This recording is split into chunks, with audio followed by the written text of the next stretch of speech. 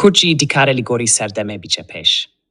Serokwezîrê Herêma Kurdistanê, Mesrûr Barzanî, roja sêşemê, heftê Septembra 2025 li Hewlêrê Pêşangeha teknolojiyê hîtekse vekir. Zêdetirî 120 şirketên teknolojiyên herêmî û biyanî dê beşdarî pêşangeha serojî bibin. Şirketê berhemên swêyên herî dawî dîvarê teknolojiyê û zekaya sunî de nîşan bidin û çil pîsporên teknolojiyê dê li ser dike biaxivin.